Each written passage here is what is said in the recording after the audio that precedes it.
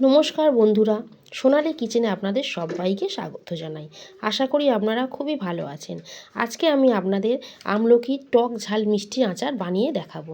তা আসুন বন্ধুরা, ভিডিওটা শুরু করা যাক। আমি প্রেসার কুকারে আমলকিগুলো দিয়ে দিয়েছি। এবারে এর মধ্যে আমি জল দেব আর হাফ চামচ নুন দেব, দিয়ে আমলকিগুলো দুটো সিটি দিয়ে সেদ্ধ করে নেব।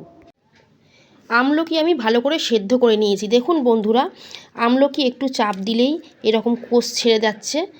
এইভাবে সিদ্ধ করে নিতে হবে। এবার ভালো করে আমি আমলকি থেকে জল ঝরিয়ে নেব। আমলকির গায়ে যেন একটুও জল না লেগে থাকে। জল লেগে থাকলে বন্ধুরা আচারটা বেশি দিন ভালো থাকবে না, নষ্ট হয়ে যাবে।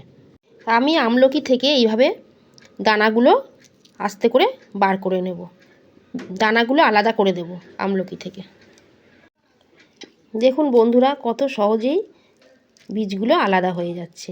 এবারে আমি একটা ভাজা মশলা তৈরি করব এই আমলকির আচারে দেওয়ার জন্য। ভাজা মশলা বানানোর জন্য আমি নিয়েছি 1 চামচ গোটা ধনে, 1 চামচ গোটা জিরে আর হাফ চামচ গোটা গোলমরিচ। এই তিনটে আমি শুকনো খোলায় ভেজে গুঁড়ো করে নেব। কড়ায় সর্ষের তেল গরম বসিয়ে দিয়েছি। ওর মধ্যে আমি দেব 5 ফোড়ন আর দেব হিং। 5 ফোড়ন আর হিংটা একটু ভাজা ভাজা হলে আমি এতে আমলকি দেব। 5 ফোড়ন আর হিং ভালো করে ভাজা হয়ে গেছে। এবারে আমি এর মধ্যে আমলকিগুলো দিয়ে দেব। আমলকি দিয়ে দিয়েছি। এবারে আমি আমলকিটাকে ধিমে আঁচে একটু ভাজবো। আমলকি আমি কিছুক্ষণ ভেজে নিয়েছি। এবারে আমি দিয়ে দেবো এর মধ্যে ছোটো বাটির 1 বাটি গুড়। বন্ধুরা, আপনারা গুড়ের পরিবর্তে চিনিও দিতে পারেন। বন্ধুরা, আপনারা চিনি দিয়ে করুন বা পাটালি গুড়, যা যেটা খুশি দিয়ে করুন, কিন্তু বেশি দেবেন না, তাহলে আমলকির যে নিজস্ব একটা স্বাদ সেটা নষ্ট হয়ে যায়, তখন আর আচারটা খেতে বেশি ভালো লাগে না। এবারে এটা আমি ধিমে আঁচে কিছুক্ষণ ঢাকা দিয়ে রেখে দেব।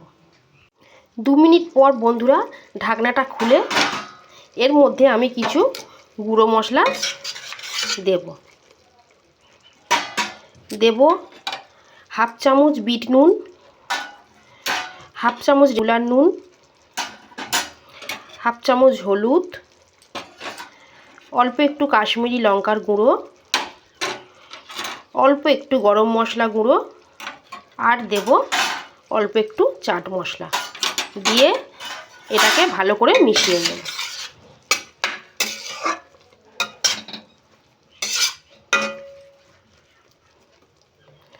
বন্ধুরা, ভালো করে মিশিয়ে দিয়েছি। আবারও কিছুক্ষণ এটা ঢাকা দিয়ে আমি রেখে দেব।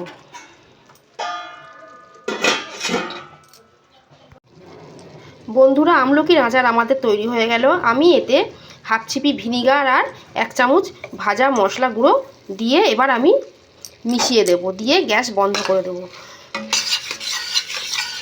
ভিনিগারটা দিলে বন্ধুরা আচার অনেক দিন ভালো থাকে। এবার আমি এটা ঠান্ডা হওয়ার জন্য রেখে দেব।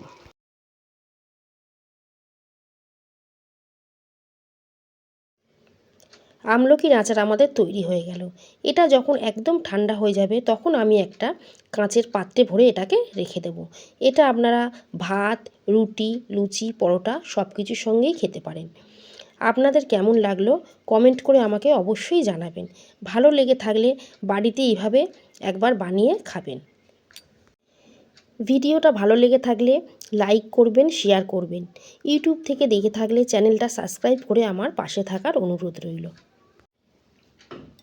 আমলকির আচার আমাদের একদম ঠান্ডা হয়ে গেছে। এবার আমি একটা কাঁচের খালি বয়ামে এটা ভরে রেখে দেব। আজকের মতো এই পর্যন্তই।